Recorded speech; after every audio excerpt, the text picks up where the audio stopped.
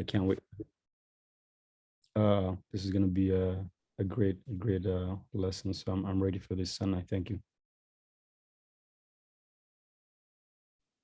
Thank you, Yemane. This session will be recorded just for us exclusively at TPN. We were asked to stop the live stream. We have stopped the live stream due to respects of some confidential information. So thank you for the heads up, Futsum. Yeah, so thank you for introducing yourself, Yemane. We also want to give a shout out to the TPN leadership team. It's been a rough week for us here. You know, we lost a valued member of our team, Suhair Ibrahim, rest in peace. We've been working really hard to promote Wa'ala Chicago 2022. And the whole point of this conference is to raise money for the local communities. And it's something that impacts me, especially born and raised in North America. Our Tegaru youth need a place where we can go, where we can stay, where we can converse. And we just want to show a quick little promotion that I think you guys will really love. So bear with me, I'm just going to share this right now.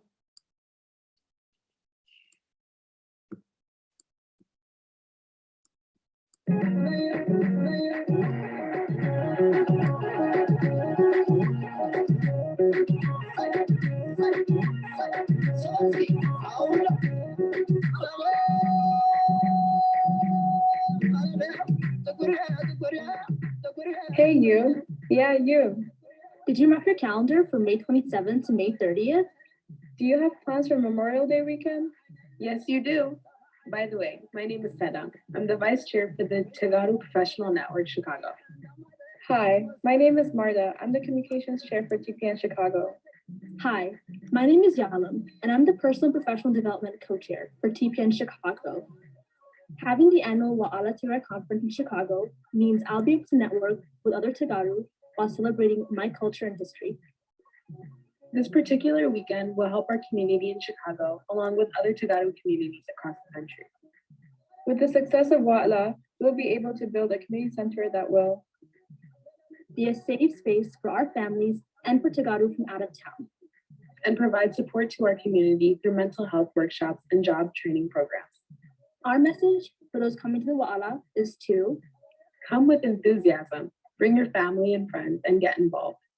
We have so many fun programs and events planned for you to enjoy. If you attended the 2019 Wa'ala Tigray Conference in Denver, then you know how amazing this weekend in Chicago will be.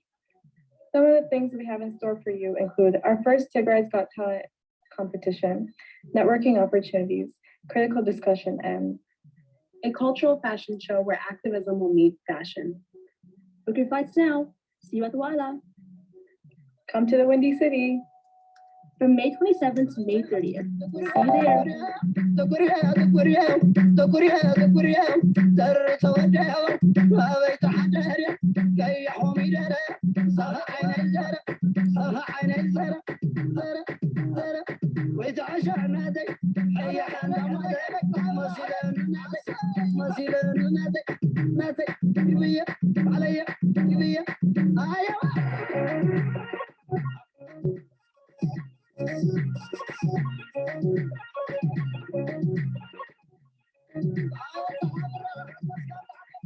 نحن لبعلنا كلكم تقالوا كنتمتوا تسفى نقبر.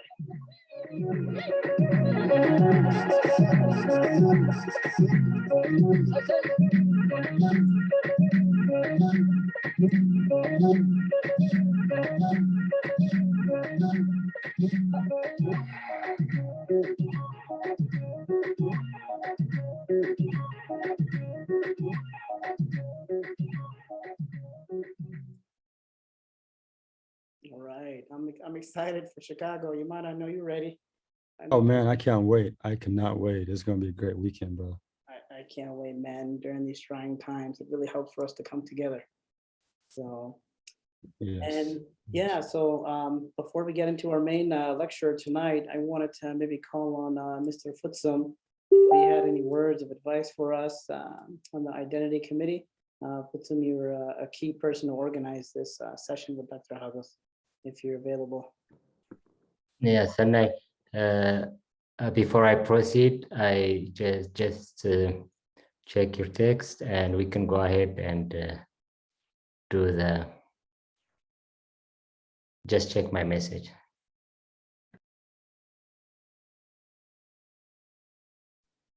Okay, I got you. Put some.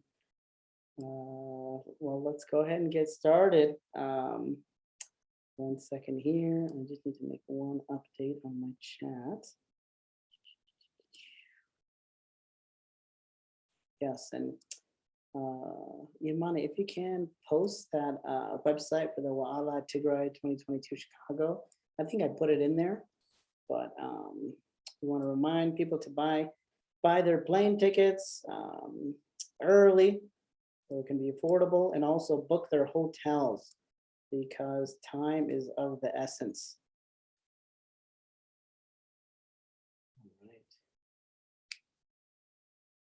Okay, thank you guys. And we can play the promotion again, if we don't mind. Is that okay, or we can proceed? No, I think we should hurry up. We should go ahead and proceed. Okay. Dr. Hagos is here, so let me go ahead and give him a nice warm welcome. Let me go ahead and start off. Dr. Hagos Abraha, he's going to be our lecturer. As you guys know, he's one of the most promising young educators and scholars in the Tigray diaspora. He is a GSTS board member. He originally began teaching English courses at Ma'ala University since he earned his BA degree in English as foreign languages and literature from Yemane University in 2007.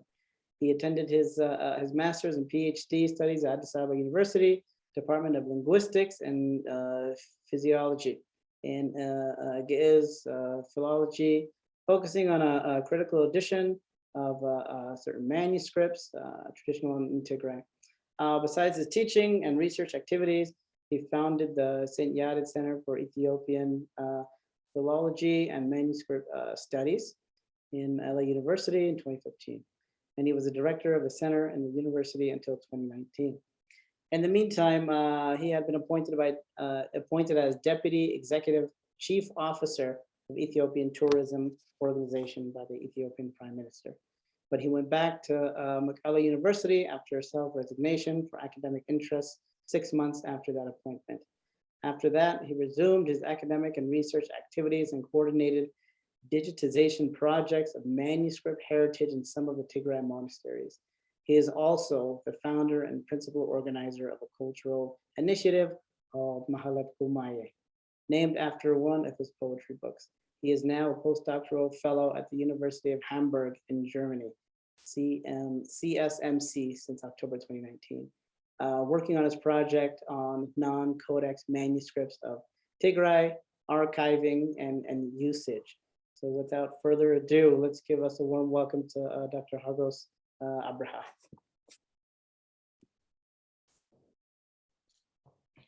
Thank you very much, everybody here, and Sanai, all of you from TPN and from Tigray Community Forum. I really appreciate you presented me more than enough, so I would like to directly go to my presentation. So the title of my presentation is, as all of you have seen, I think, Tigray Heritage Values, Tigray Heritage and Values as Targets of War.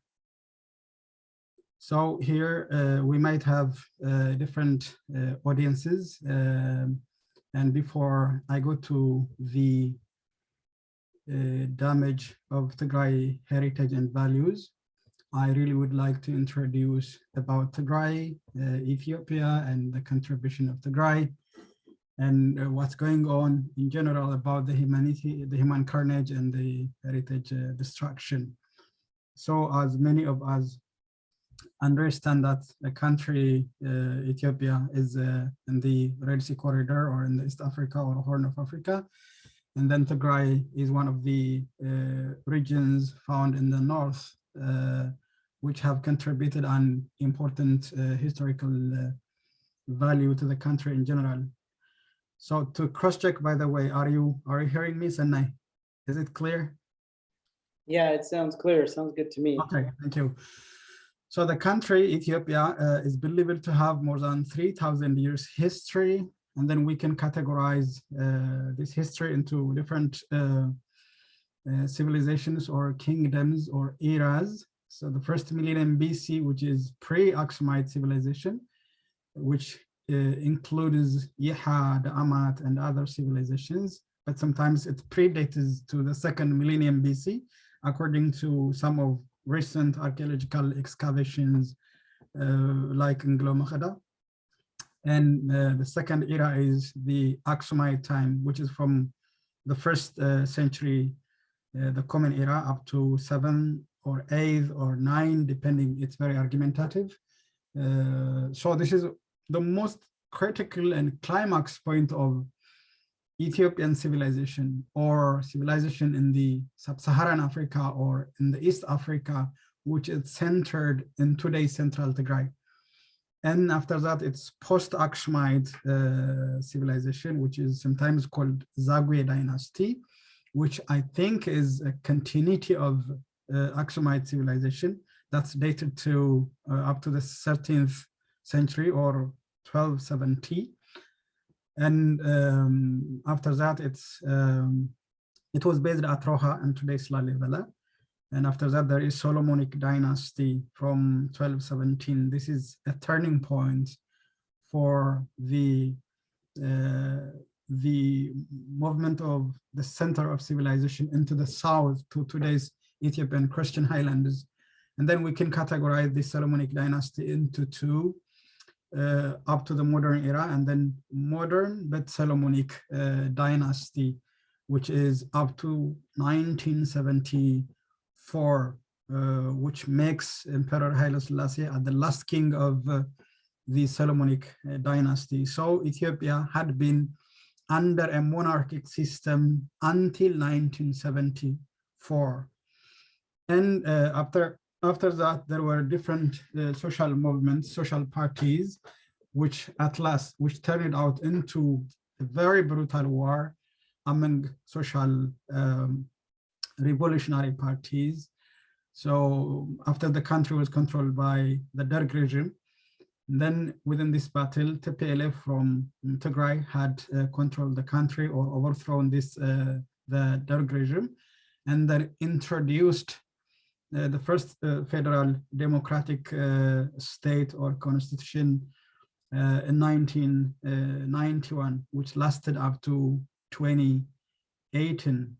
So this was the time that maybe the most Ethiopia that had been in a very stable or relatively peaceful, which does not necessarily mean everything was democratic, but at least the Ethiopia today as a federal republic of Ethiopia was established as a time, and then we could have different regional states, federal regional states that made today's Tigray as one of the regions in the north among other 8 or 9, or now I think it extended to 10 or 11 federal regional states. And currently, or after 2018, Ethiopia is in a crisis or in war. And then after a new prime minister, which was part of the previous federal democratic ruling government, which is called EPRDF, came to power. And then this prime minister dissolved all the regional governments, which were elected by their respective regions, by their own respective people. And then like the Somali, the Amhara, and the Oromia, and almost all regions leaders were dissolved. Their power was dissolved, and only Tigray defended or refused this dissolving, and then that could be one of the causes to the climax point of the conflict.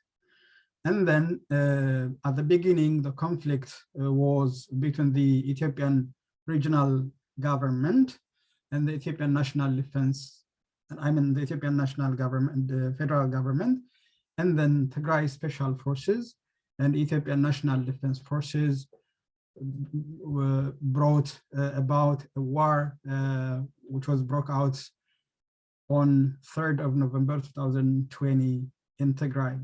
And then other external and internal Ethiopian forces have subscribed the Prime Minister or the Ethiopian National Defense Forces and dismantle Tigray, and other international drone supply from the United Arab Emirates, Turkey, and China were also part of the war and the crisis. So, so it's like it brought a very horrific human catastrophe or human carnage and heritage destruction. So before I go to specifically to the heritage damage, what's the role of Tigray in Ethiopia throughout the history? So Tigray was or has been a core state in the Ethiopian historical travel. Like we have said, Ethiopia had more than 3,000 years history. Much of the era was centered in Tigray, in many parts of Tigray. So, which means Tigray has branded Ethiopia. So Tigray was the cradle of Ethiopia, which sometimes was sentimentalized and at later time might have been extended into a different political discourse of Ethiopia. Whatever, the church, mainly the religion and the politics or the government, have been branded in Tigray. So some of the contributions, the very visible contributions, among other things, are here.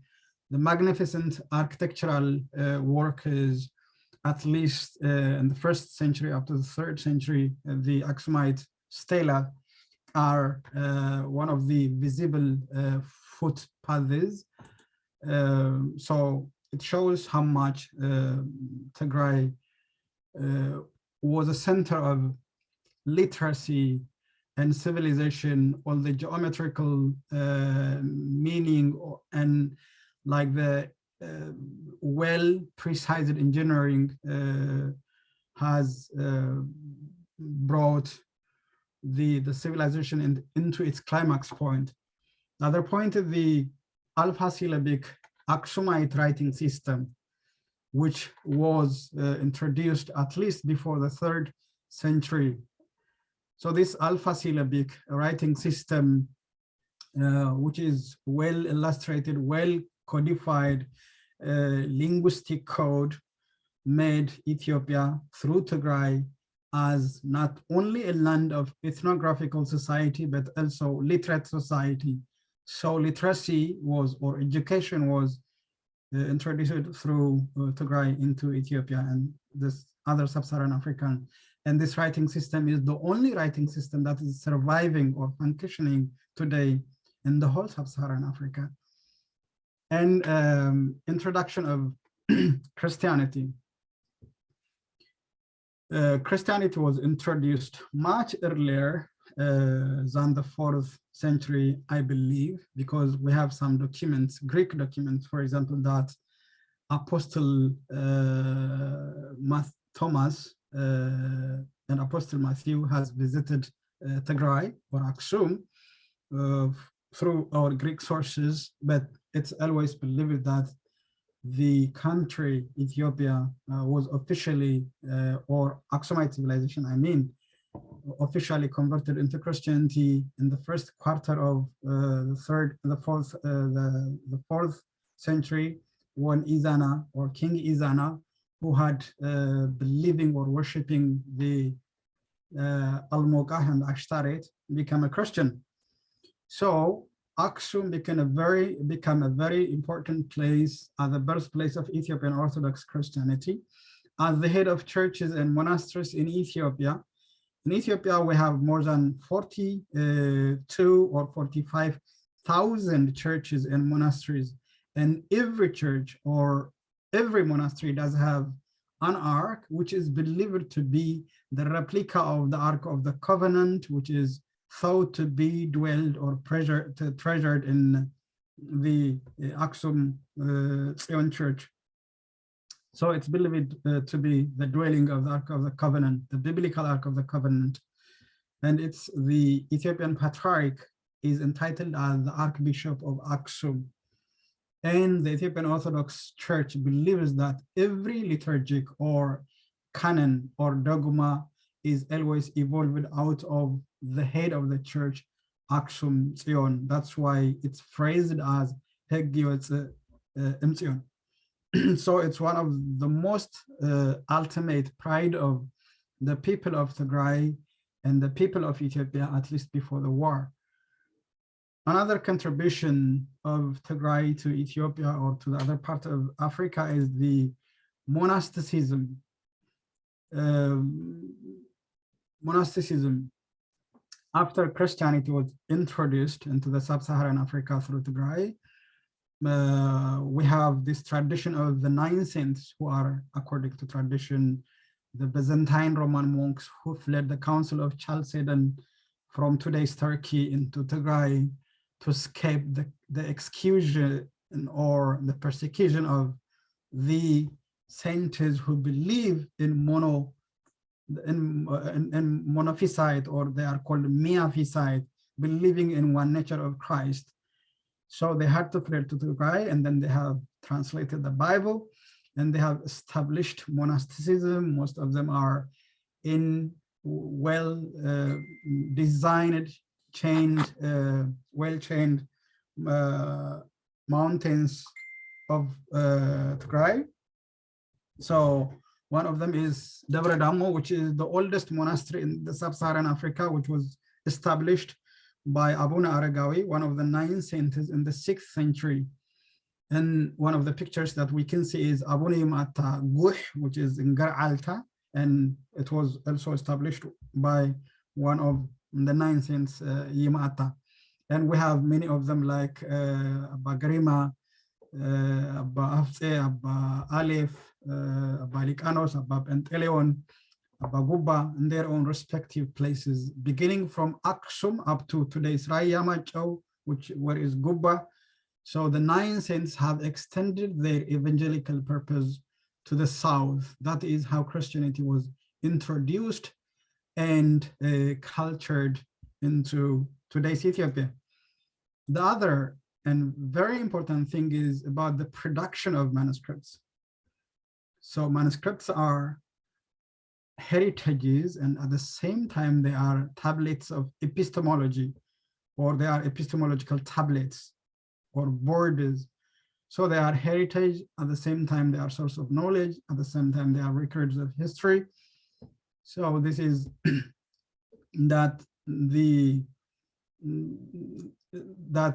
this shows that how literacy or education was well documented and a well substantiated form of manuscript. So we have both codex and non-codex manuscripts, like a book form manuscript, like a peacock type manuscript, like scrolls, and other forms of manuscripts. So manuscript production was introduced through Tigray, and that's why we have the oldest surviving Ge'ez manuscript in the world. The oldest surviving Christian manuscript in the world is preserved in today's Tigray, which was written, or which was dated by carbon dated from the 4th century into the 6th century. So this is also another contribution of Tigray into Ethiopia. The international trade and banking, like we had coinage, we had like shipyards, at least during the time of Khalid and so on. And the introduction of Islamic religion, the first followers of the first hijrah of Muhammad, when Prophet Muhammad was 40 years old, the followers of Muhammad had to flee to Tigray from the Quraysh in 613 up to 15, which is so early in Islamic religion in the globe. So like the 9 saints fled the council of Chalcedon, the family or the followers of Muhammad, Prophet Muhammad had fled the Koreash, and all of them has destined into today's Tigray, which was under the civilization of Aksum, and Aksum was one of the 4 big world civilizations among China, Persia, and Rome. So this contribution has exposed Tigray to have very precious heritages and values. And this Axomite brand not only has branded Tigray, but had branded today's Ethiopia with some traditional extension and sentimentalization during the medieval period and the modern time. So what did or what's the consequence of, or what's the implication of the today's war in Ethiopia? So the consequences are the human catastrophe and heritage destruction. We can say that all orders against humanity and against heritage and values of Tigray have been committed. So it's unfair to talk only about the heritage destruction, skipping about the human catastrophe in Tigray. So the genocidal rape, an interview with 63 survivors of the genocidal rape had been reported by the Amnesty International. So thousands of Tigrayan females were abused into sexual harassment or sexual abuse in one or another way, and civilian massacre in hundreds of places or villages of Tigray or specific districts of Tigray. Civilian massacres have been committed, and ethnic cleansing and land grabbing. For example, the Western Tigray still is under a total siege or control by the invading forces, especially by the Amhara militia, Amhara special forces, full-fledged Eritrean National Defense Forces, and the Ethiopian National Defense Force. So all these invaders together have controlled the Western Tigray, and more than, according to many reporters, more than 2.5 million Tigrayans have fled to a neighboring country, Sudan. And so also in the southern part of Tigray, around Raya, there was land grabbing and ethnic cleansing before the Tigrayan forces controlled Tigray, much part of Tigray. And man-made famine, yeah, the Tigray society is starved to death. I mean, more than the Tigrayan population in general is 7, 8, 9 million. It depends on the study, but at least more than 5.2 million, according to the United Nations report, people have been starved to death. And ethnic profiling and mass arrest in different parts of Ethiopia, especially in Addis Ababa and an Amhara region, many Tigrayans were ethnically profiled and arrested and killed, including professors. For example, a professor of chemistry in Bahar Dar University was killed, and some professors from Addis Ababa University were arrested and concentrated into a concentration camp. And destruction of investments and private properties like schools, universities, textile factories, agricultural factories, all of them were ruined and destroyed and looted. And all schools, health centers, and universities are now shut down. So connection blackout, like there is no access for banking, always to any region or country is blocked, and there is no telecommunication, no public service, and water supply and electricity restrictions. So yeah, this is all in general that we can see what's happening in Tigray. So what happened to Tigray cultural heritage and values? And how do we know if there is a connection blackout? How do we assess?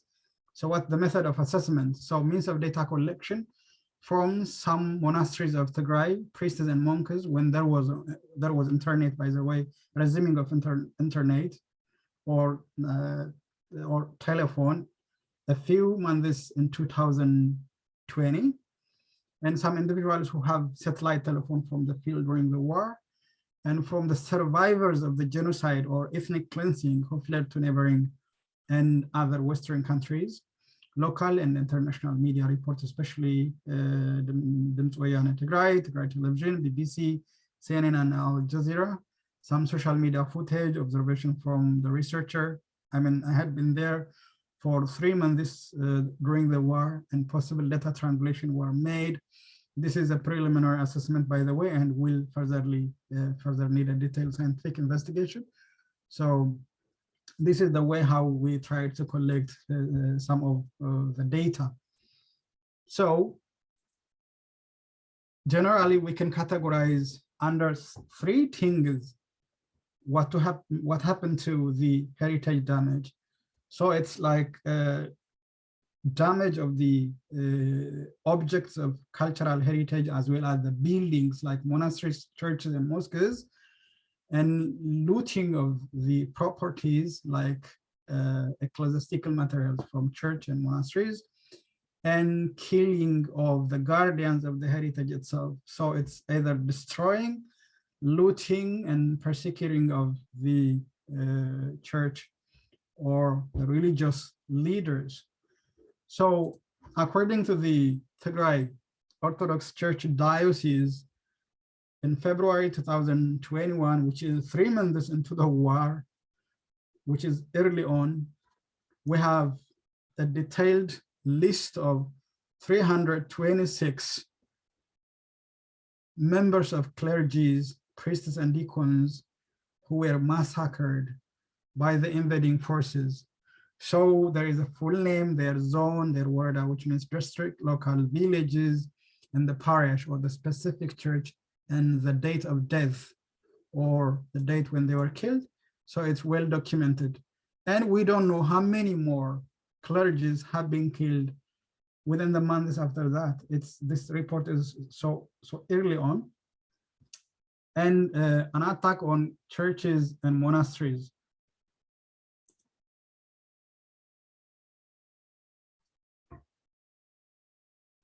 In Ethiopia, in Tigray, in Ethiopia, there are more than 40,000 churches and monasteries. And in Tigray, there are thousands of churches and monasteries.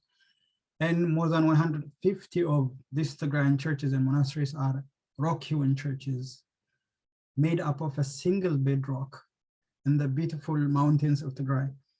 So we believe, or I personally believe, that hundreds of churches were attacked, but we don't have lists of all these churches, but we have some of the reliable, some churches with reliable evidences. So this is the name of the church, the location, the damage or brutality, and who are the actors. So we have this. I'm not going to present every church because we will not have time for it. So at least 42 churches have been documented here, and later I have got more than 16 other churches and monasteries, which I will include within the report systematically after it's well translated. And ecclesiastical materials like crosses, liturgical fan, like drums, and like sistrum, every ecclesiastical material that they found in the church was or were tarnished or damaged. Shelling of archaeological sites, like especially in Aksum and in Woro, many archaeological sites were shelled, like some of their properties were looted from the field, and damage and looting of manuscripts. So for example, from the monastery of Waldeba and the monastery of Marawi Christos in northwestern Tigray.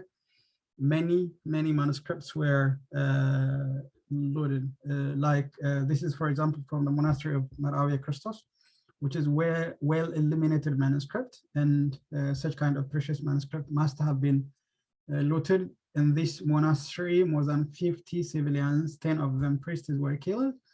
And sorry for the link.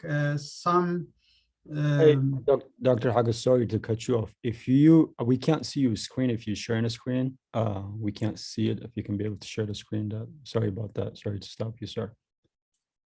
For the whole my presentation or for the specific?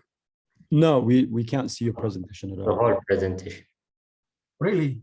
Yeah, sorry. We were waiting to see if you were going to share your presentation.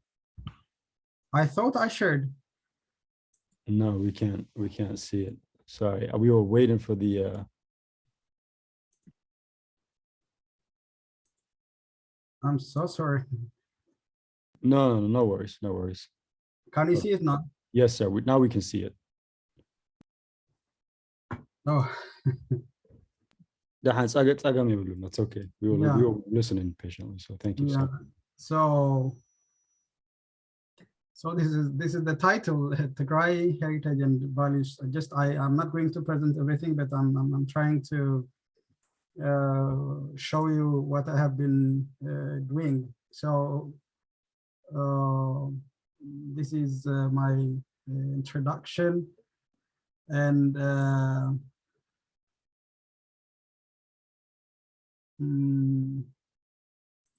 this is what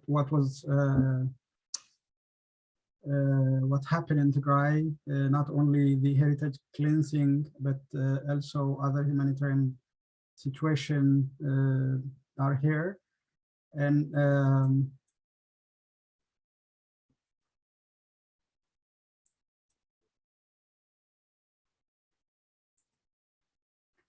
And this was like the contribution of Tigray to Ethiopia, like the Axomite obelisks, like this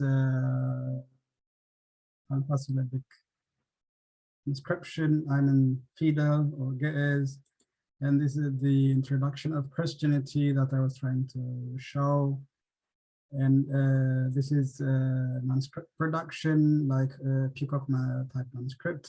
This is the Gospel of Garima. And this is like Ma'ara Umet, which is magic scroll. They call it magic scroll, but at least it's a scroll. Yeah, and this is monasteries. These are the 9 saints, and this is what I have been presenting. I'm sorry if yeah. And the introduction of Islam. These are the Prophet Muhammad's followers who came to Tigray in the 7th century. And now I am presenting on the damage.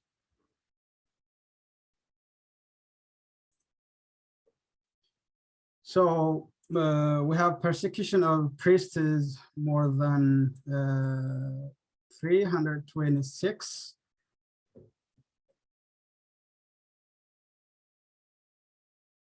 And we have an attack on churches. There are more than 42, which I have been trying to show behind the screen. And this is some of the destruction of ecclesiastical materials like the drum and so on. And damage and looting of manuscripts. I was trying to show about the eBay and how do we collect the data, which I have already mentioned, and destruction and looting of private properties, which was mostly committed by the Eritrean forces or soldiers. So just to limit our time, so I'm trying to show some of the pictures and the videos. I think for checking now, are you still looking the picture? Yeah.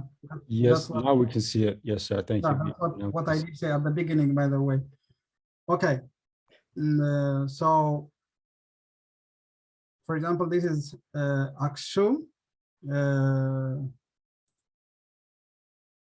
So in Aksum, which is the ultimate pride of Tigrayans, on November 2020, during the eve days of the anniversary or annual commemoration date of centenary, more than 800 civilians were killed around the yard of the Aksum, or in the holy city of Aksum, and including priests and children were killed, and so it was totally disgraced.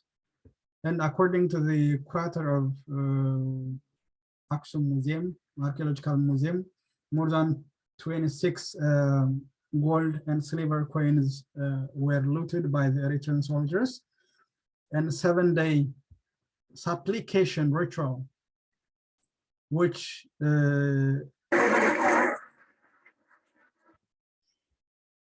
is a biblical, that has a biblical connotation of the Old Testament about the Jerusalem and so on. So this ritual, this supplication ritual, that is always done during the first 7 days of every month, was totally cute, and it was totally disgraced because it was, I mean, the arrival of the invading forces was at the end of the month of November. And cars with heavy loads were said to have been in many of the restricted areas around Axomite stele. 2 other archaeological sites around Wukro and in Aksum and Butai has also been reported that their shelter, fence, and related archaeological materials have been looted and vandalized by the Eritrean soldiers. So, like, for example, we have, regarding the Axomite massacre, we have a report from the Amnesty International. And almost every part of Tigray, except the western part, have been at least assessed in a very fragmented level. It's not enough, but almost in all parts of Tigray, heritage destruction and heritage damage and valley vandalization were committed. We don't have enough information about the Western Tigray, so it's not assessed, except that the monument of Ashgauru, or the statue of Ashgauru, was obliterated by the invading forces. We have a social media footage about that. Otherwise, we don't have any information about the churches, monasteries, and other related heritages yet, to my understanding. But the other part of Tigray, we have some assessment. So we have more than 60 churches and monasteries assessed. So I'm trying to show you few of them here. So most of the visible attacks were committed in Eastern Tigray and Northwestern Tigray. Of course, in all directions. What am I saying here is just the emphasis in Central Tigray. So in the Eastern Tigray, most of were committed by the Eritrean soldiers. For example, in Europe, Mescala Christos Ma'abino, we can, thanks to the Mahevara Stephanos, to document this.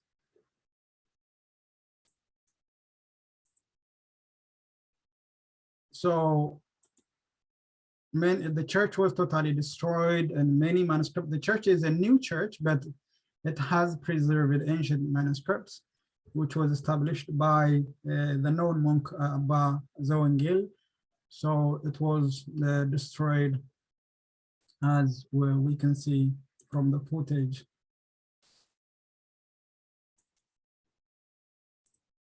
And another church of Syriacus in eastern Tigray, which is in Fredashum, Kirkos Gu'tolo. We have ecclesiastical materials and manuscripts taken out of the church and burned down, including crows and liturgical fan and medieval manuscripts. So this is the destruction. It's so horrific, by the way. Like more than 61 civilians were massacred there. 5 of them were priests, and the massacre and the way that they killed was so horrific, according to some of the reporters.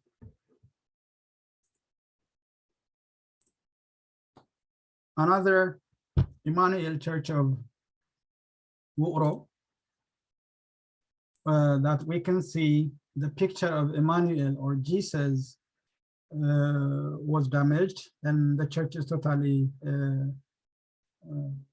ruined, bombed by the Eritrean soldiers, and some residents have filmed it live and tweeted it.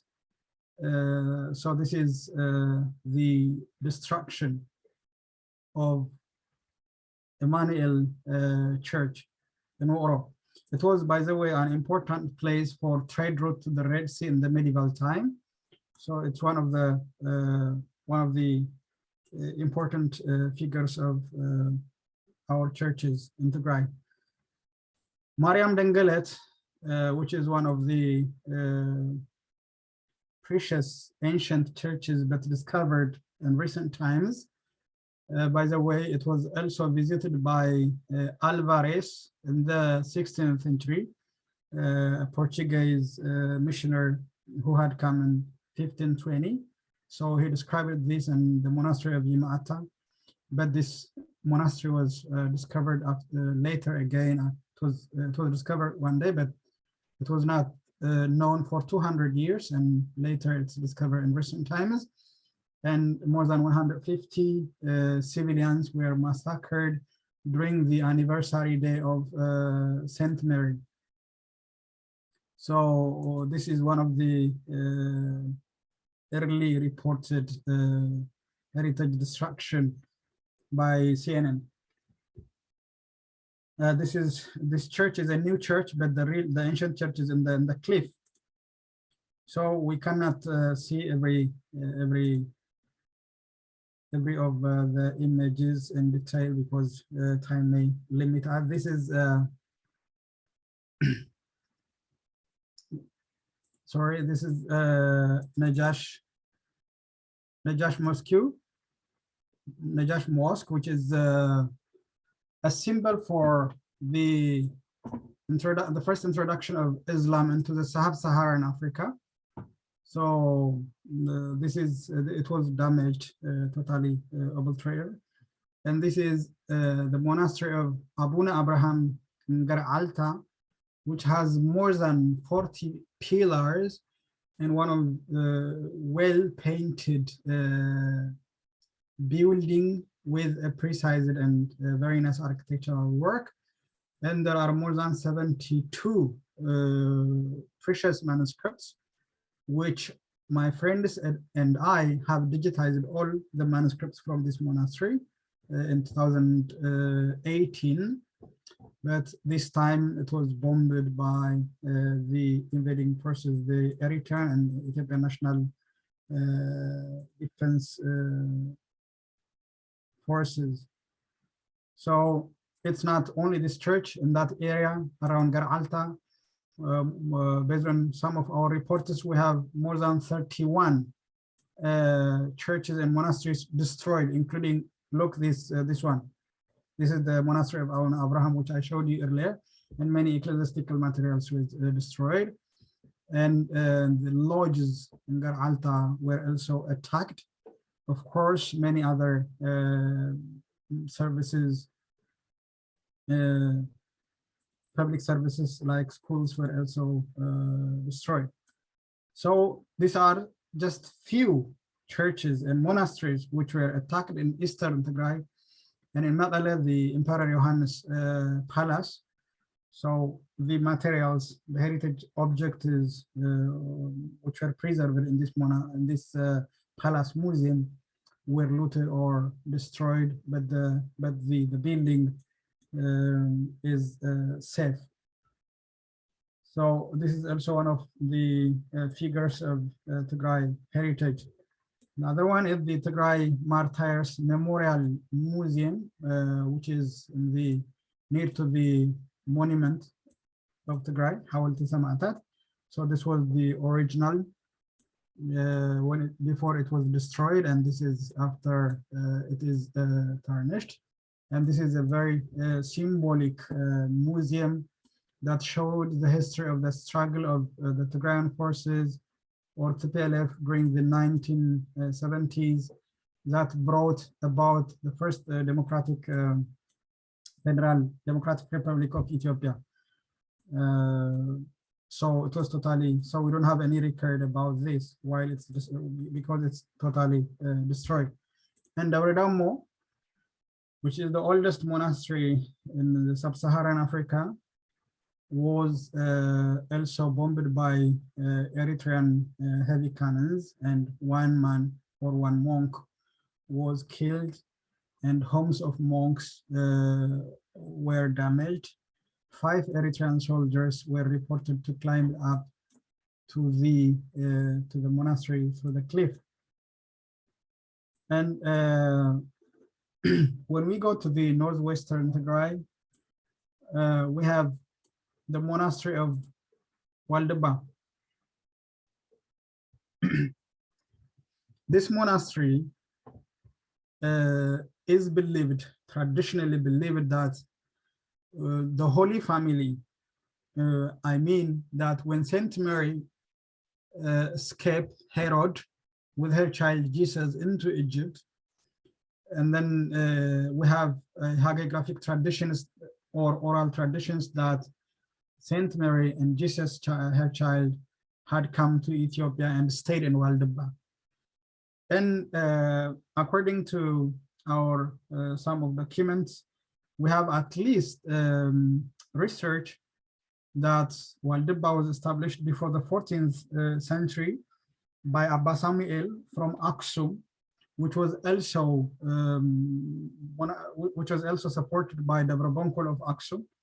So the monastic cult was from the Axomite areas, and then become one of the most prominent monasteries in East Africa. And we believe that this is the biggest monastery in East Africa, found in Western Tigray, northwestern Tigray, that has thousands of monks and hundreds of nuns. And I personally had been in this monastery in 2017 for manuscript assessment. Then I had the chance to be blessed by the monks there, and it's, you know, it's like it's found in the wilderness of the Tigrayan desert, and the spiritual life of the monks is something far graded. It's a special place of meditation, and according to the Tigray and other, Ethiopian also Orthodox Church believe that there are levels of saintliness or sainthood, like some of you might have heard about this meditation in Buddhism and so on, if you are practicing yoga and so on, like nirvana and so on. And according to the Orthodox belief, there are levels of saintliness, and up to 10. So for example, the 8th levels of saintliness is called Musuwar, just you disappear or you become invisible, like you will have an astral travel. And the 9th one is Taset Mota Burhan, which means you will be immersed in spiritual life. And the 10th one is called Koine Esat, which means you become like a fire. So monastery of Waldeba is a place known to be Musuwar, one of these levels of saintliness. And it's well established. That's why we have Amharic proverb, Andande, Bawaldeba ይዘፈናል, which means sometimes dancing can happen in Waldba. It shows how would it be very odd if someone entertain or relax or dance, which is worldly life, in this kind of sacred and secured monastery. So it's like, it's something special. I mean, so, and so big that is bordered by two big rivers, Zarema and Insia. So this monastery was attacked by the Amhara Special Forces, Ethiopian National Defense Forces, and many manuscripts were looted. And you know, this monastery is the place of monks from all over Ethiopia, not only from Tigray. It's a place of symbiosis of different ethnic origin monks. And then monks believe that they don't have like ethnic identity or country, something like that, like what Saint Paul has said in the Bible, our country is in the heaven, or our citizenship is in the heaven. But these forces have singled out the Tigrayan origin, Tigrayan ethnic monks, and casted them out and massacred or persecuted them there. That's why we are claiming that it's ethnic cleansing or genocide. These monks, it's very difficult to identify which monk is Tigrayan and which is not, unless you are so curious and so conscious about identity, genetic lineage, or ethnic identity. So this is one of the most examples of the war that it shows it was a genocide or an ethnic cleansing. So according to the local report we have, more than 12 monks were found there dead, but we don't know how many monks have been killed totally. Most of them were exiled to different places like Axum. Some of them died in their way. For example, Abba Gabrohad was a monk called Abba Gabrohad was buried in Axum, and most of them had asked an asylum or sanctuary in the monastery of Mer'awiya Christos, which is in Hermi, northwestern Tigray, which I have mentioned already, which is this one. I had also been in this place. The monks are so nice, so humble, and the manuscripts and other heritages are so precious. And also we have ornaments which are so ancient. So yeah, 50 monks, 50 civilians were killed in this place. 10 of them priests, and most of the manuscripts were looted. But still, this monastery was used as an asylum or as a sanctuary for the monks of Waldba. And this is the monastery of Devra Abai in northwestern Tigray. This monastery was attacked during the Ahmed Grain 16th century. By the way, Waldba was not attacked at that time, but this was attacked, which are nearby. This church or this monastery is known in church education, specifically in Qadasi, like mass service. So some Ethiopian who got graduated from this monastery in Qadasi is highly respected, like someone who is academically graduated from prestigious university. So this is well-known monastery of Devra Abai. Many Ethiopian kings have been visiting those places to get blessed by the way. For example, Emperor Sisinus had come to Waldba, and even Emperor Haile Selassie came to this Devra Abai. And Devra Abai, upon that, it's well known to have preserved precious manuscripts, including manuscripts bound by silver, gold things. But manuscripts were looted, civilians were massacred, and the monastery of Koyeta, which is also nearby, which I didn't show you here, was also attacked. it is the place of Stephanos, who is the father of the Stephanites.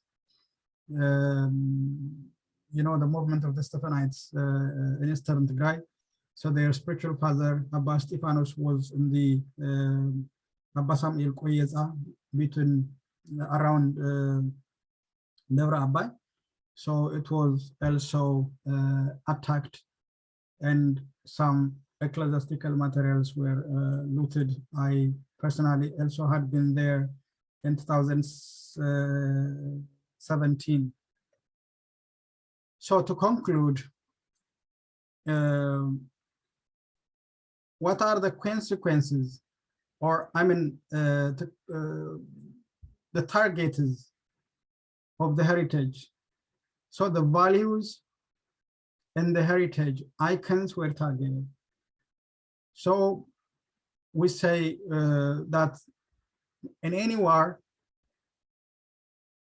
there are casualties, just like human catastrophe and heritage destruction can happen casually.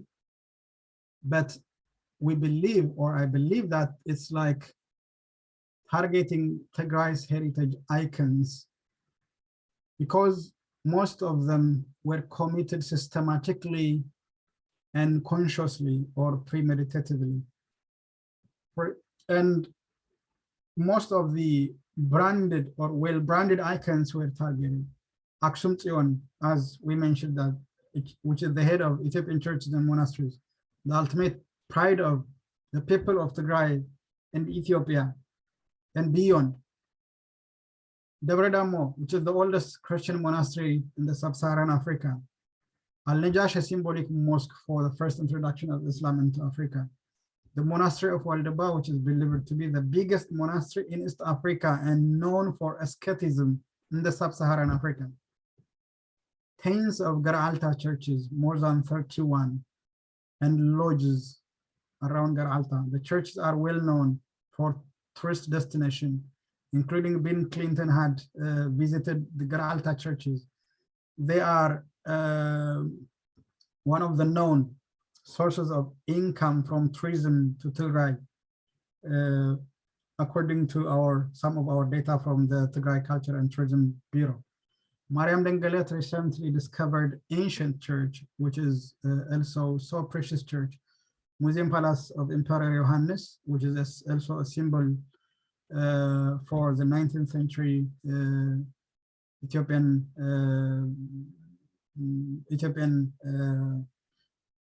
leadership. And so most of these monasteries, churches, and heritages that were destroyed were icons of Tigrayans. And then the consequences. In Tigray, heritage is not, I mean, also in Ethiopia or in East African society, according to our understanding, are not simply heritage objectives, or they are not like, it's not the heritage as a source of income for tourists and so on, or as a historical record is not a priority in the traditional society of Tigray or Ethiopia. They are more than that they have an emotional attachment with the society, because some of the hagiographies and ecclesiastical materials even have the role of intercession with their God or with their whatever they believe. And for example, we do have hagiographic tradition in Tigray. So rituals of hagiographies, and those hagiographies do have the role of healing. It can be for fertility of women, for example. You have the ritual of Abba Kiros, which can be used for fertility, that for a woman that cannot give birth. And so every hagiographic text or tradition, whether it's codex or codex like scroll and so on does have the role of healing power and the role of linking or connecting with the ultimate divine God or Allah, whatever. So this is the most important thing what Tigrayans have lost. They are now emotionally detached from their values and the heritages and the heritage objects and their ingredient values that would substantiate their real life or their emotional life. Trauma and psychological crisis. We have reports of Tigray women who have committed suicide. Like most of the women were raped in front of their family, and even sometimes they were forced to have sex with their family members and so on. So they could not stand in front of their relatives and families. So finally they are committing suicide. So this is one of the most lingering issue today. Social decay and cultural collapse may happen in Tigray. The fracture of the Ethiopian Orthodox Church authority and the church itself. The Tigray Orthodox Church is already separated. About limitation on studies of manuscript culture, history, heritage. So when we lose these heritage objectives, their values in their caves and churches, so it creates a gap globally, a gap for the study of manuscript culture, history, heritage, and culture, anthropology, and many fields of humanities, even natural science. If some of the geometrically well explained monuments and steles are challenged or destroyed, for example, yeah, we have still gap for all science globally. The Axomite stele were, for example, challenged by some of the heavy loaders upon our period frustration after the one restituted from Italy was erected. So in one or another way, we are having a gap in the international study of Tigray, and Tigray means like something about the historical record of East Africa.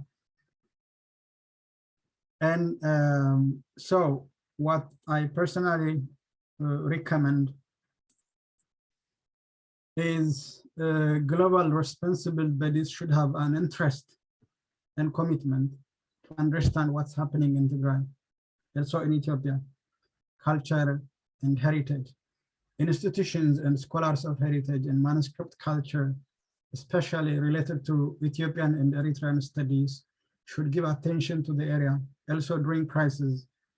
Like these institutions are studying the manuscripts, heritage, archaeology, and so on before the war, but still those institutions should also study now when those study areas are in crisis.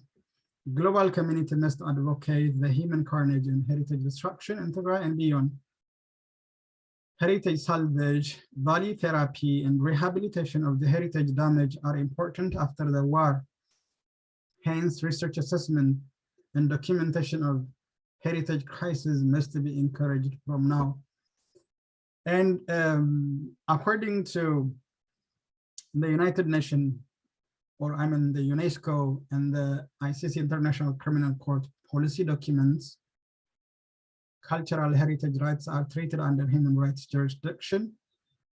Of course, it's not in the modern era. I would like to raise about the Chinese writer, The Art of War in 500 BC, that he has included how soldiers or fighters have to taking care of heritage objects or values of the society, which means almost 2,500 years ago. But still, the soldiers and the fighters we have in Ethiopia and in Eritrea are tarnishing and damaging the heritage objects and values which have no connection or any connection with the war. So this is what I can say. I can link some of my articles on this heritage destruction, short articles, and I really acknowledge the sources that I have used for assessment. And I really thank you very much, everybody attending here and in any platform. Thank you very much. Thank you, Dr. Hagos. This was well put together, and I do hope that a lot of people here learn a lot from this. I know I did. This was well informed. I mean, I don't know where to start. I mean, the way how you compared it to the past history of Tigray and with what's happening with the current situation and how it's always been like, you know, Tigray has always been targeted, especially when it comes to the heritage. I'm beyond amazed how you compare and related it, and it's I cannot hear it. Oh, you can't hear me? Sorry. No worries. Can you hear me now? Dr. Hagos, can you hear me? Sanai, can you hear me? Yeah, I can hear you. Yes. Dr. Hagos, can you hear us okay? No, I can hear you. Okay. Okay.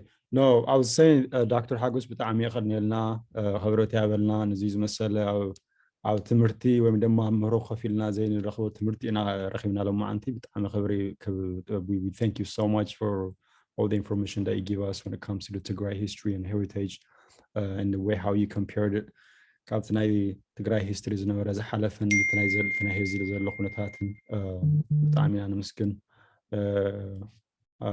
نهر كافت audience ጥያቄ እንሄኩም ጥያቄ ክንመልስ ወይም ደግሞ ንታክተር ሓገዝ ጥያቄ እንድሕልኩም we'll take some questions ተዛይ ኮይኑ ግን ካብኣይን ካብ ሰናይን ዝኾነ ዝተወሰነ ጥያቄ እንሄና ግን መጀመሪያ ካብቲ audience ክንወስድና ጥያቄ እንድሕልኩም thank you. Thank you, Yemane. Dr. Hagos, I read some of your articles, especially on the Eritrea hub, the one of all the carnage, the looting, the destruction of all these cultural and heritage sites. And it's really saddening to hear and to see what's going on. There's visual proof, there's visual evidence. There's more than enough documented evidence to prove that there is an ongoing crisis, civil war, a genocide against the people of Tigray, the culture of Tigray. And it's extremely heartening. It is valuable that you are recording this and sharing it with your colleagues and your sources. One of the first questions that I had for you was about these priceless artifacts, things that were looted during this war. How do we get those back? How do we hold these perpetrators accountable? That's the first question that I have.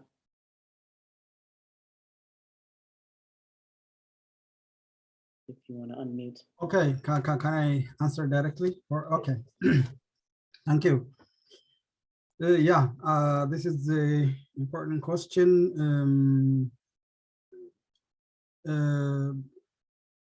There are responsible institutions for this, like ECOM and UNESCO, Interpol, and especially there is one section called Blue Shield inside the UNESCO, which is responsible for looting and destruction of cultural heritage. So if they are willing and if they are concerned, they have to be concerned and they have to be interested in the heritage crisis, whatever the world, whether it's in Yemen, Ukraine, or Tigray. So in their support, in their collaboration with Interpol, you can restitute if they are like under the basket of trafficking. if they are known and well preserved in a certain institution, museum, and so on, it can also be easy to directly contact with those institutions, and if they are willing enough only, then that it would be possible to repatriate them. But to do all these things, there are lots of steps and bureaucratic and even scientific steps. Like, one thing, you have to be sure that they were looted from Tigray, whether it's during the war or not, no problem. Because there may be some other interested group or individuals that may claim for the same issue. So these responsible bodies have to be sure that those materials, objects, mainly if they don't have anything written on them. So you have to cross-check. That's why documentation is important. Maybe some of them were already studied by different scholars of manuscript heritage and so on, so that it would be very important to cross-check with what's mainly with if you do have an image and so on. So both identifying it and then the willingness of the institution and the possibility of restitution, it's so complex. What makes it complex upon what I have said is that we have already many manuscripts in the Western universities, libraries, and museums. Some of them donated, some of them looted. Anyway, through different means. For example, we can take the General Napier has taken more than 624 manuscripts during the Magdala expedition to England. So when you talk about restitution and repatriation, so where is the limit? Which manuscript or which materials are we claiming for? So, you know, there is a lot of there are a lot of interested groups that will be alerted by this question. So the amount of institutional or individual group that doesn't like to hear this issue is a lot. So it's so complex, but still we have to document from the ground and then trying to track with collaborating with Interpol, tracking where they are and then claiming for restitution. I'm sorry if I make it long and complex. No, that's good. Thank you. Thank you. I think Yemane had another question for us. I'm gonna try to speak in Tigrinya, so I know some of us, you know, they, you know, Tigrinya ተዛረቡ እናተባሃልና ኩልና ስፔሻሊ ተን ዓበይቲ ብትግርኛ ክንዛረብ እዮም ዝደልዩና. So ዝተወሰነ ክልተ ወይም ሰለስተ ጥያቄ ብሓደ ክጥይቀካ እየ, so that way be all, because you know I don't want to go to my መጀመርያ ጥያቄ I know ንሕና ናብ ትግራይ ስለ ኣጋጣሚ ላይ ኣብ ላኪና ፋይት to grow up in ትግራይ እና ናይ ተሰዓቱ ቅዱሳን ብብዝሓት ንሕና ንፈልጦ ገድለ ናይ ገድልታት እዩ። ገድሊ ክበሃል ከለካ ናይ ኣምና አረጋዊ ናይ ወይም ደግሞ ናይ it's all different, ናይ ባዕሎም ዝኾነ different ገድልታት ኣለውና. I was wondering if you know any book or you recommend ናይ ኩሎም ናይ ተሰዓቱ ቅዱሳን ዝኾነ መጽሓፍ ተጻሓፈ እንድሕረልዩ, something that we can use ኣብዚ ናይ በዓል ናይ ኩሎም ክንመሃረሉ ወይም ደግሞ ክነንበሎም ናብ ትግራይ ከመይ ከም ዝኣተው ወይም ደግሞ ኣብ ትግራይ ከመይ ገይሮም ስፒሪት ከም ዝገብሩ ከም ዝብለካ ንሕና ንፈልጦ ብብዛሕ ብኣፈ ታሪክ ከም ዘሎ እንደገና ገድሊ ከም ዘሎ ይፍለጥ እዩ። ግን ብሓደ ናይ ኩሎም ብሓደ ዝተጻሓፈ መጽሓፍ እንድሕረልዩ if you recommend. ካልኣይ ጥያቄ ጥያቄ ዝደሊ ከዓ I don't want to get into the politics ግን ያው what is next for Tigray as far as like, you know, to independent, you know, when ድሕሪዚ እቲ ዘሎ ኩነታት ዝሓለፈ ድሕሪዚ እንታይ ካዋና especially ካብዚ ዘለና ካብ ዲያስፖራ እንታይ ንፅበ like what can we do better, you know what I mean? ኩል ግዜ like, you know, this is the last one ናልካ ስለ ዝሓለፈ ኩነታት ናይ መወዳእታ ምሲልካ ካብኡ ያው ሰላም ምስኮነ ናይ ብኣና ካብ especially ካብ ትግራዋይ ዝኾነ we kind of sit back and we just kind of relax, we don't focus on ኣብ ካልእ ናይ እንዲ ክርስቲያና ፎከስ ንገብርና ድሕሪ እዚ ዘሎ ኩነታት ከይፍጠር ደይሙ ከይፍጠርሲ እንታይ ዓይነት ስትራቴጂ ኩነታት ክንዕርብ ወይም ደሞ ክንውስኽ ይመስለካ ዝብል ጥያቄ ኣለኒ at last if there is also another book that you recommend for us to pick or to order on Amazon as far as Tigray history. I know there's some Sanai recommended me, but if there's anything Dr. Hagos recommend for us to pick up to learn, or history of Tigray or anything like that, I would love to hear from you, and that would be that's it for now. Thank you. Okay, thank you very much. በትግርኛ ስለተሓተትኩ ትግርኛ ክምልስ ናይ መጀመርታ the 9 cents level ሓደ መጽሐፍ ተቀለል ዝበለ መጽሐፍ ብዛዕባ ተስዓተ ቅዱሳን ተጻሕፈ የለን ግን ናይ ሕድሕዲኦም ንኣብነት ናይ አቡነ አረጋዊ ተወሲድና ኢግናትዮ ጉዲ ዝበሃል ጣልያናዊ እቶም ናይ ገድሊ አረጋዊ ዝነበሩ ኩሎም ሰብሲቡ ትሽዑ ንስሩ ዝረኸቦ ማለት እዩ ሰብሲቡ ክሪቲካል ኤዲሽን ዝበሃለሉ ሰሪሑ ናብ ጣልያንኛ ተርጊሙ ቀደም ማለት እዩ ቀድሚ ናይ ጣልያን ወረራ ዝነበረ ተሓቲሙ ማለት መጽሐፍ ኣሎ ካብኡ ድሕሪኡ ናቱ ተማሃራይ ዝነበረ ካርሎ ኮንቲሮሲኒ ዝበሃል ከዓ ኣብዚ ናይ ጣልያን ወራር ዝመፀ ኤርትራውን ዝነበረ ንሱ ከዓ ናይ ጴንጠሌዮን ኣብ አክሱም ዘሎ ኣባ ጴንጠሌዮን ካብቶም ተስዓተ ቅዱሳን ስለ ዝኾነ ማለት እዩ ናይ ሊቃኖስ እውን ከምኡ ማለት ናይ ኣፍፄ እውን ተጽሒፈሎ ናይ ገድለይ ማእታ ክሪቲካል ኤዲሽን ሰሪሐ ተርጊመ ኣብ ጋና ፕሮሰስ የተሓተመን ኦልሬዲ ላይክ ካብ 11 ብራና መጽሐፍታት ተቢሉ so I have already written it long ago but it's not yet published but in the process ስለዚህ ናይ መብዛሕትኦም ብዘይካ ናይ ጉባን ናይ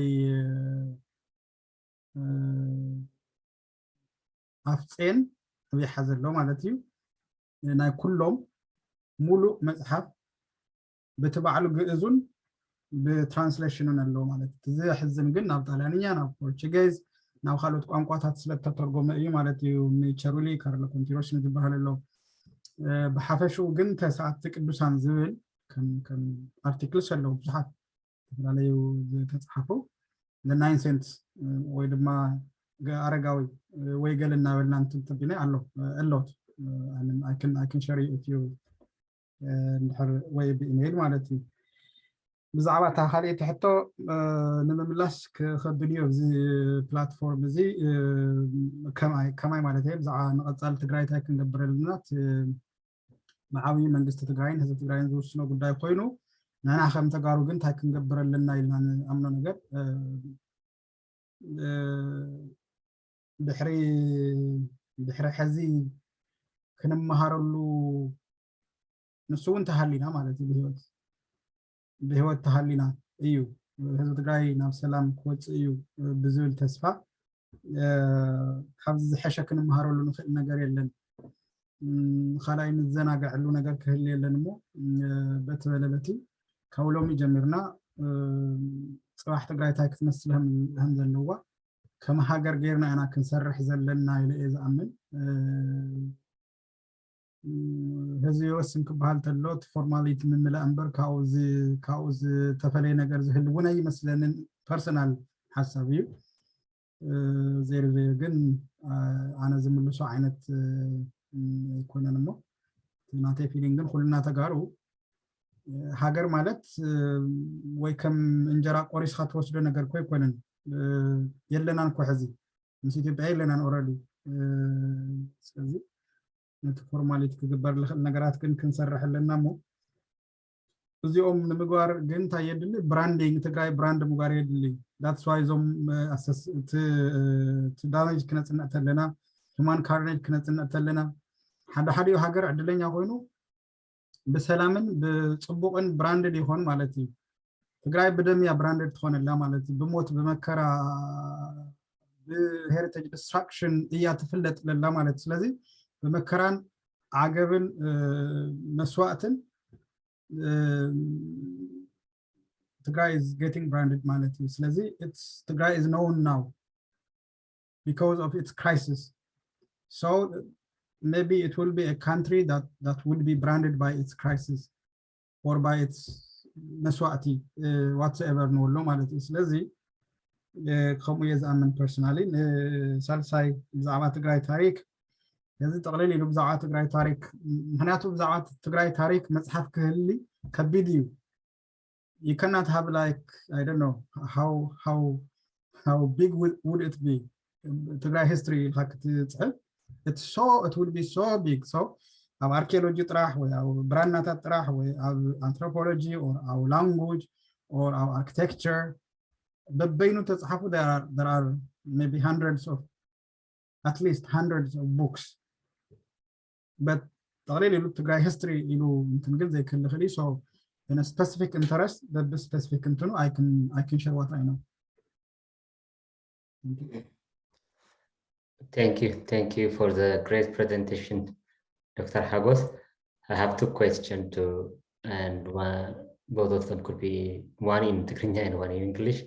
The first one is the መንግስቲ ትግራይ ዝተወሰደ ኦፊሻሊ ዝተጣየሸ ኣካል ኣሎ ዶ ንዘብዝኒዮ ብጣዕሚ ምስ መንነትና ምስ ኩሉ ዓይነት ኢሞሽናል እንትና ዝተኣሳሰረ ሄሪቴጅም the volume to identity ሁሉ ለሓዘ ነገር ስለሆነ ነዚ በፂሕኒዮ ዲስትራክሽን ለፅንዕ or ልከታተል እስካብ ናብ ሙሉእ ዓለም ልትርጋሕ ኮኔክሽን ምሳኹም ልፈጥር ነቶ ዓድሽ ውሽጢ ለሎም ዳታ ፊድ ልገብር ተጣየሸ ኦፊሻሊ ዝኾነ ኣካል ኣሎ ዶ ያ ሓንቲ The second question is, what do you suggest the diaspora, especially born and raised here, can do to fight to get back all the looted heritages, and from here forward, how they can help with the overall in keeping our heritages and all the endowments back home. Okay, thank you. የቀኒልኒ መንግስቲ በስም መንግስቲ ትግራይ ተጣየሸ አድሆክ ዝኾነ ተጣየሸ ምስ ናይ ቅርሲ ጥንክር ዝበለ ተጣየሸ ኮሚቴ ኣብ ቅርሲ ተኮር ማለት እዩ ብዙሕ እንሳና ኮኔክት ገበር ብዙሕ የለን ባህልን ቱሪዝምን ክልል ትግራይ ስርሑ ሓደ ንሱ ስለ ዝኾነ ተወሰኑ ናይ ኣሰስመንት ስራሕታት ይሙክር እዩ ልዕሊ ኩሉ ፀገምቲ ዘሎ ናይ ኮኔክሽን ፀገም እንድዩ ካው external affairs ትግራይ external affairs ዘለው ዓበይቲ ኣሕዋትና እውን ዝሰርሕዎም ነገራት ዝሕግዝዎም ነገራት ኣለው ሓደ ግዜ ኮንታክት ንገብሮም ኢና ፐርሰናሊ ይገብር እየ ስትሮንግ ዝኾነ ተጣይሹ ምስናትና ምስ ናይ ደገ ዘሎ ናይ ዲያስፖራ ለምሳሌ ኣብ ጂኤስቲኤስ ዘሎ ናይ ሄሪቴጅ ናይ ባህልን ቅርስን ቱሪዝምን ክፍል ኣሎ ኣብ ጂኤስቲኤስ ብዓብዩ ማለት እዩ ምስኡ ሊንክ ዝገብር ብደንቢ ዝተጠናኸረ እንትን የለን ናይ ሄሪቴጅ ማሕበር እውን ኣሎ ምስኡ እውን እዚኦም ተጠናኺሮም ዝተዓዲ ዘሎ ናይ ምንባብን ዶክመንት ፊድ ናይ ምግባር መንገድታት ካብቶም ንፅጎሞም እውን እዮም ዓብይ ሕቶ ኢኻ ኣልዒልካ ፍፁም ስለዚ ንቐፃሊ ኩል ግዜ ክብሎ ዝደሊ እግረ መንገደይ ኣብ ትግራይ ዘሎ ቶም ዲስትሮይድ ዝኾኑ ብራናታት ቅርስታት ካልኦት ፀጋታት ክብርታት ወለዲ ነቲ ዲያስፖራ ዘሎ ኢኒሽቲቭ ሒዙ ዝሰርሕ ዘሎ ፊድ ብምግባር እዩ ቶሎ ክስማዕን ኣድቮኬት ክግበርን ዝደሊ እሞ እግረ መንገደይ ዝኾነ ይኹን ኣብ ትግራይ ዘለኹም ትሰምዑና ወይ ትሰምዑኒ ትሃሊኹም ዘለኩም ዝኾነ ይኹን ናይ ቅርሲ ባህሊ ፀጋ ክብርን ወለድን ዝዓነወ ይኹን ዝኾነ ይኹን ክግበር ንምትሕባር ኣነ ምስ ዝኾነ ይኹን ኣብ ትግራይ ዘሎ ድሉ እየ ፐርሰናሊ ምስቲ ቶም ካልኦት ኣነ ኮሚቴ ዘሎ ኩሎም እውን ናይቲ ማሕበር እውን ኣብ ጂኤስቲኤስ ዘለውን ኩሎም በዚ ፈቃደኛ ስለ ዝኾነ እግረ መንገደይ ንዓቶም እውን ወኪለ ክዛረብ ደሊ ማለት እዩ። The second question about diaspora, if I'm in a position to call them diaspora, like at least mentally and virtually and everything, they are at home, by the way. And they are doing their best, I believe. But still they can extend to their support to specifically on heritage destruction, like when they have like this longing home, like what does home mean? Like what does Tigray mean? What's Tigray after all? Tigray is not just something map, or Tigray is not something fall into the history. Tigray is like is an essence, or it's like an emotion that is well built based on the heritage ingredients we have at home. So like without value, people can exist, but they cannot live. They don't live like a meaningful life, and existence doesn't mean life. So if the diaspora and the Tigrayans needs to have like a real sense of life more than existence, so we need the heritage, we need the value. They are not like heritage objects like I have mentioned before. We need Tigrayan heritage for historical evidences, for tourism income, and so on and so forth. But more than that, they are our emotional materials. They are tablets of our emotional life, including the diaspora Tigrayans. So they have a good connection with international and global society, community, because they understand the language, the culture, and the mentality, understanding of the global community, especially the country or the state where they are. So I think they can help, as they are doing, they can help in advocating and organizing like this, for example, this platform like today. So yeah, they can do their best collaborating with some of the experts at home and abroad. So this is, I think, like a small stepping stone that has to be substantiated and should be well organized, and that hit its final goal at global level, because the amount and the extent of the tarnishing of the Tigrayan heritage values is beyond exaggeration. I don't have any, I wouldn't have any English word to make it hyperbole. So really, it's really beyond exaggeration. Yeah, that's good, Dr. Hagos. But for the record, you are technically considered a diaspora population, such as members of an ethnic or religious group that originated from the same place but dispersed to different locations. Now Tegaros, we're everywhere. We're in the UK, we're in Hamburg, we're in Australia. I know we talk a lot about this diasporas here in North America, but we're all over the world. So by definition, you are a diaspora. Same with Mr. Futsum here. That's why I said in all nations and countries that they belong. Mm-hmm. Yeah. Thank you so much, Dr. Hagos. We appreciate your time. Thank you, Yemane, for co-hosting, moderating. Thank you, Futsum, for organizing this. We will be doing some more sessions coming up soon, and we hope you guys tune in. If anybody has any words of encouragement, please put it in the chat.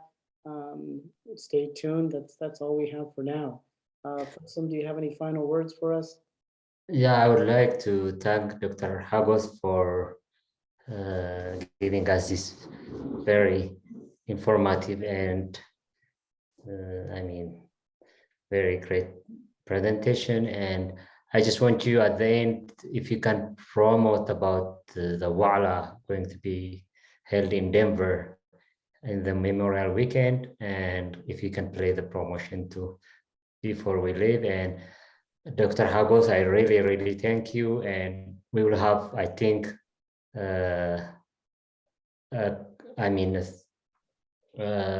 another session on how to get back all the looted ones and how to keep our values and heritages back home. So thank you for your presentation. I appreciate it. I also thank you very much, all of you, the organizers, especially PN and the Tigray Community Forum, Sanai, Futum, Yemane, and all audiences, all platforms. I really thank you very much. Thank you so much. Thank you, everybody. So the promotion for Wa'ala will be in Chicago this year. Not Denver, it'll be in Chicago, 2022. We put a link in the chat if you guys want to book your flights, book your hotels. Please come soon. We're about a month away.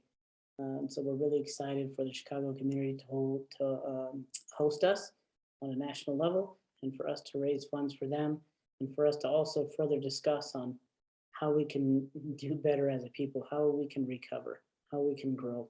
So thank you, everybody, for your time, for your energy, for your effort. That's all we have. So please, everybody, have a good time. Have a good night.